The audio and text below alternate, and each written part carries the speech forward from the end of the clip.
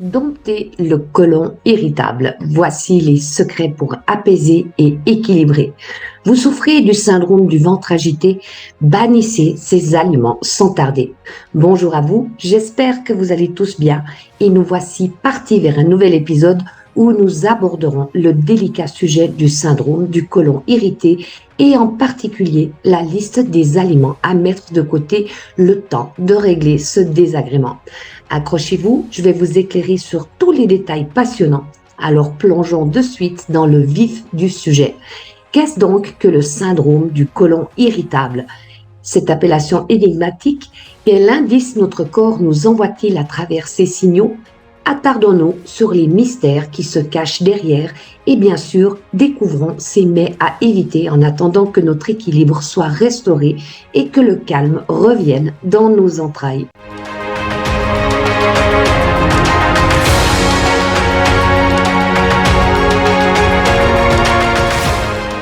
Mais avant de lever le voile sur cette énigme, je me présente pour celles et ceux qui me découvrent aujourd'hui.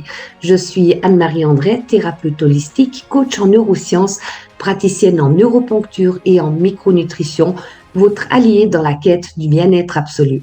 À travers des conférences en ligne gratuites, je partage avec vous des connaissances qui peuvent transformer votre vie. Vous trouverez le lien juste en dessous de cette vidéo pour ne rien manquer de ces moments inspirants. Chaque semaine, je vous offre des conseils précieux pour la santé, l'alimentation et le développement personnel qui, lui, se trouve sur mon autre chaîne YouTube Ose et change ta vie. Pour ne rien manquer de ces pépites, suivez-moi sur Facebook, Instagram et TikTok et abonnez-vous à ma lettre hebdomadaire pour rester à la pointe des dernières découvertes. Mais ce n'est pas tout. Les plus passionnés auront accès à une véritable pépite, l'e-book Respire, ça déchire. Découvrez-y des techniques de respiration telles que la cohérence cardiaque, de véritables joyaux pour améliorer votre santé et votre bien-être. Alors abonnez-vous pour ne pas manquer la suite. Dans un instant, je vous dresserai un tableau des aliments à consommer avec modération ou plus d'ici la fin de cette vidéo. Nous explorerons les différentes catégories une à une, mais d'abord, voyageons au cœur de cette énigme qu'est le syndrome du côlon irrité. Imaginez un ensemble de perturbations digestives qui ébranlent notre harmonie interne, nous rendant moins tolérants à certains mets que le reste du monde déguste sans souci. Des repas qui autrefois étaient une simple formalité se transforment en défilé de ballonnements, de douleurs, de flatulences, de constipation ou de diarrhée. La variabilité de ces symptômes est une caractéristique unique à chacun, tout comme leur caractère chronique. Il n'est pas rare d'entendre quelqu'un dire « Je suis diagnostiqué du syndrome du côlon irrité ». Pourtant, laissez-moi vous partager une réflexion personnelle à ce sujet. Ce diagnostic, bien qu'officiel, ne décrit pas vraiment une maladie. C'est davantage un signal que notre système intestinal n'est pas en paix. C'est un peu comme si notre ventre nous murmurait « Je suis contrarié ». Dans mon esprit, je le nommerais plutôt l'inconfort du ventre, car c'est précisément ça. Un signe que quelque chose ne va pas dans notre écosystème intestinal.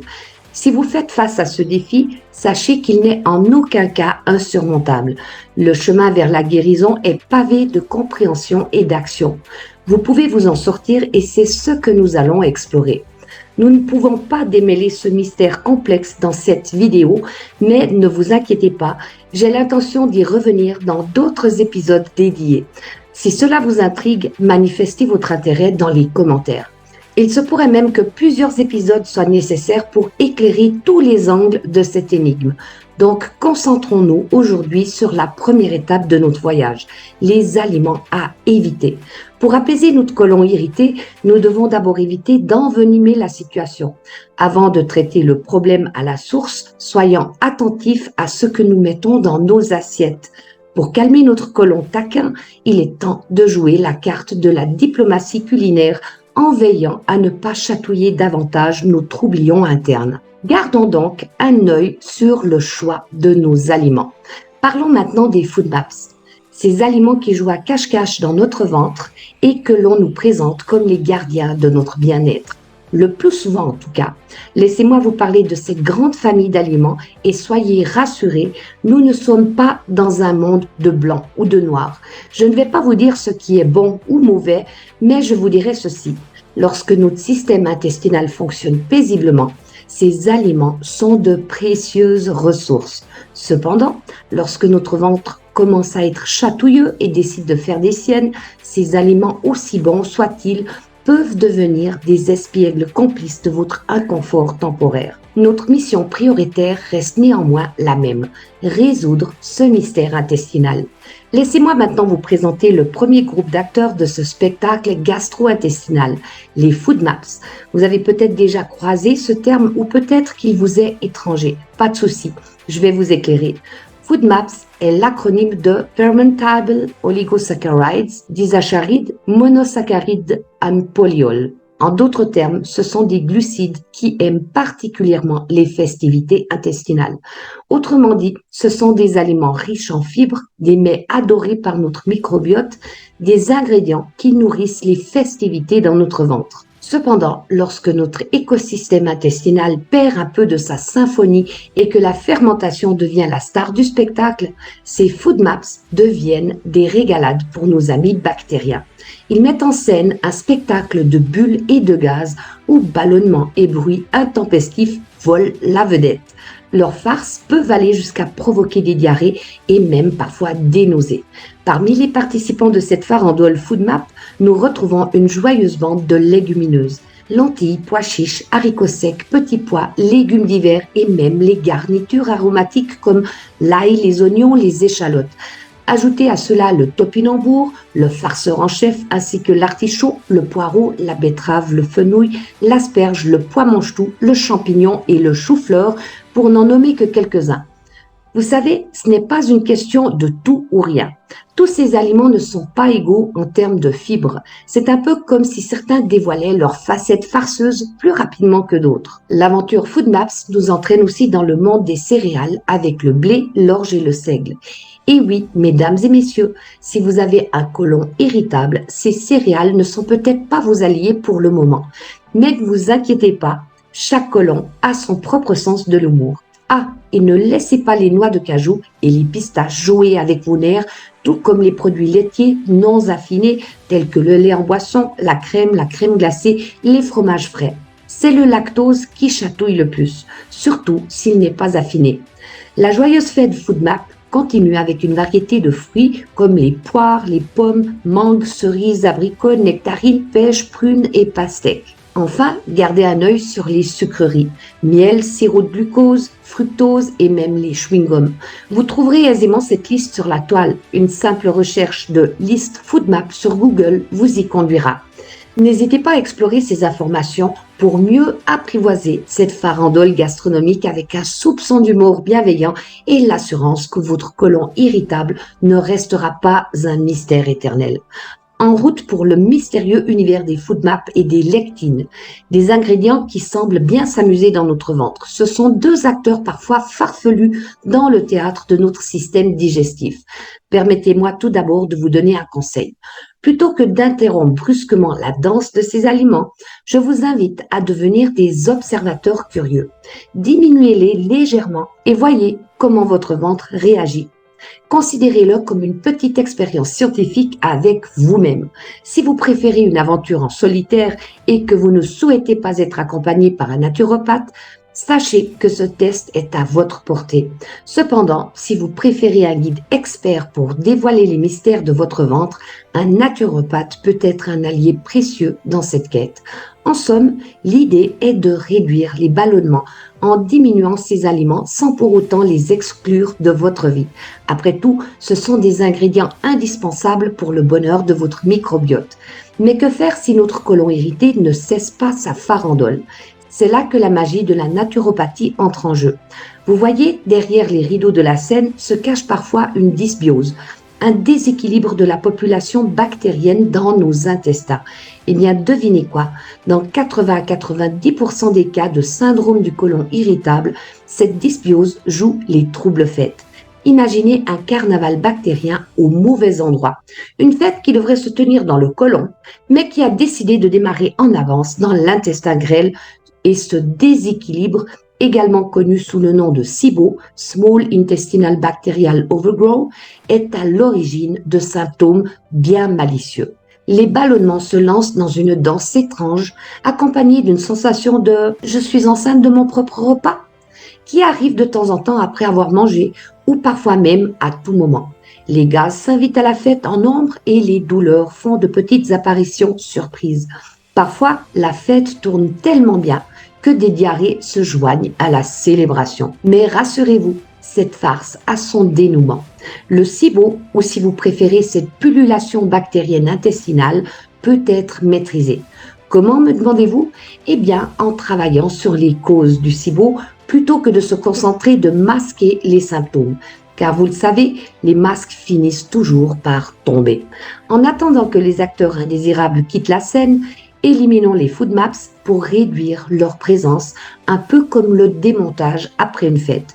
Mais les food maps ne sont pas les seuls à jouer ce rôle.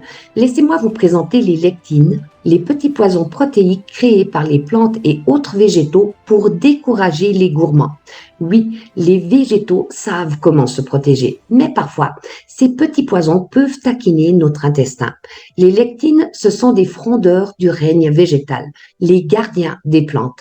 Elles sont là pour protéger, c'est une loi de la nature. Cependant, leur présence peut aussi provoquer des désagréments, surtout lorsque notre ventre délicat est en scène. Les légumineuses, les céréales complètes, les cacahuètes, les oléagineux sont parmi les suspects. Mais ne vous méprenez pas, ça ne signifie pas qu'il faut tourner le dos à tous les végétaux. Les légumes et les plantes sont indispensables pour une santé rayonnante.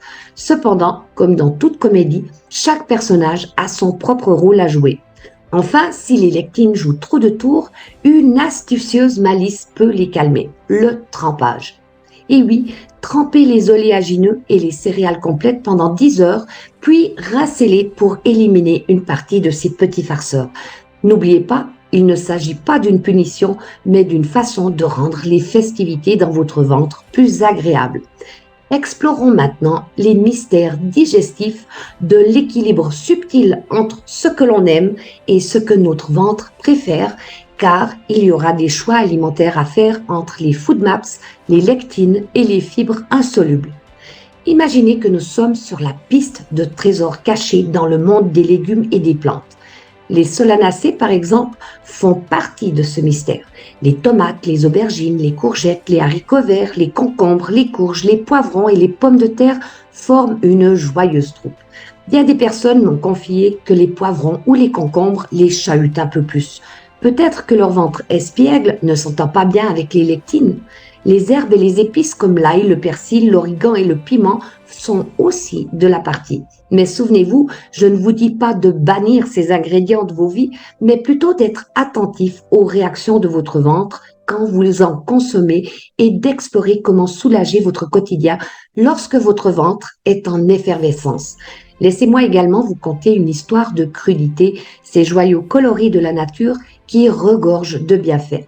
Cependant, lorsqu'on a un côlon un brin capricieux, trop de crudités peuvent perturber la fête. Les fibres insolubles sont les principales actrices de cette intrigue.